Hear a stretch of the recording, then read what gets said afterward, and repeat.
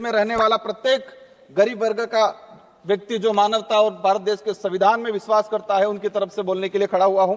आज देश का पढ़ा लिखा डिग्रीधारी शिक्षित बेरोजगार युवा 200-300 रुपए में दिहाड़ी मजदूरी करने के लिए मजबूर हो रहा है, और जो दूसरी तरफ जो विदेश में जा रहे हैं, जो रोजगार के लिए वो दोबारा पैरों में हाथों में बेड़ियां लेकर वापस लौट रहे हैं। ये हमारा देश की स्थिति है, पढ़े लिखे विशेषकर बेरोजगारों की। आदिवासी समुदाय ने जितना प्राकृतिक आपदा का कहर नहीं झेला है, उससे ज्यादा हजारों सालों से शोषण, अत्याचार, विस्थापन जैसे मानव निर्मित आपदाओं के कहर से जूझा है।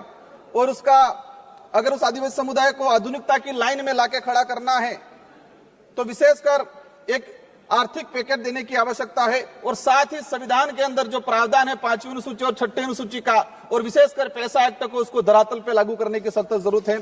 सभापति महोदय, देश के अंदर देखा गया है विस्थापन की जो समस्या, भारत देश में विकास के नाम से सबसे ज्यादा अगर कोई विस्थापित हुआ है तो आदिवासी समुदाय विस्थापित हुआ है। एक survey report Indian social institute की एक रिपोर्ट के अनुसार बताया गया है कि वर्ष 2010 से 2025 तक 15 सालों में 15 लाख आदिवासियों को विकास के नाम से विस्थापित किया गया है। वर्ल्ड बैंक की रिपोर्ट में बताया गया है कि विस्थापन आदिवासी समुदाय में से 50% आदिवासी परिवार पुनः विस्थापित नहीं हो पाते हैं। साथ ही भारत देश में एक सर्वे रिपोर्ट में आया है कि जो आदिवासी समुदाय है अपने जीवन काल के दौरान कम से कम 50% आदिवासी एक उम्र के अंदर 2 बार विस्थापित होते हैं। आजाद भारत में उस समाज को प्रताड़ित किया जा रहा है जिसका इतिहास का हर पन्ना खून से रंगा हुआ मिलेगा। क्योंकि आदिवासी जल जंगल जमीन की लड़ाई के लिए, देश की रक्षा के लिए मुगलों से, राजा रजवाड़ों से और अंग्रेजों से लड़ता आया, कभी झुका नहीं। लेकिन आज उनकी हालत बेहद बेहतर है।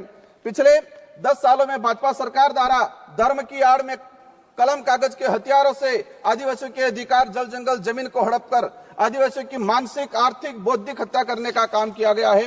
सभापति महोदय, आज बजट में सशक्त भारत बनाने की बात चल रही है। बनना चाहिए, हम भी चाहते हैं, हमारा देश मजबूत बनना चाहिए, विश्व शक्ति बनना चाहिए। लेकिन स्थिति क्या है? हमारे देश का जो भविष्य कुपोषण की बेड़ियों में जकड़ा हुआ है। NFS 5 की रिपोर्ट बताती है कि आदिवासी बच्चों में 55% आदिवासी कुपोषित, और उसमें भी 42% बच्चे गंभीर एनीमिया से पीड़ित है। और आज देखा गया इस बजट के अंदर कि कुपोषण को दूर करने के लिए कोई बजट का प्रावधान नहीं किया गया है। बेटी बचाओ बेटी पढ़ाओ का नारा लगा रहे हैं, बट हमारे देश की महिलाओं के लिए हम भी चाहते हैं कि मजबूत बने, सशक्त बने। लेकिन हकीकत क्या है? देश के अंदर देखा गया है कि आदिवासी समुदाय में विशेषकर हर तीसरी महिला कुपोषण का शिकार है और हर दूसरी महिला एनीमिया का शिकार है। आदिवासी बच्चों में शिशु मृत्यु दर राष्ट्रीय औसत से 30% अधिक है।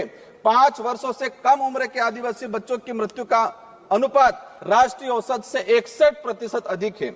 माननीय सभापति महोदय, बाकी जो जीवन काल के अंदर देखा गया है, कभी माओवादियों के नाम से, कभी नक्सलवादियों के नाम से मारा जाता है। एट्रोसिटी में कई आदिवासियों को मारा गया।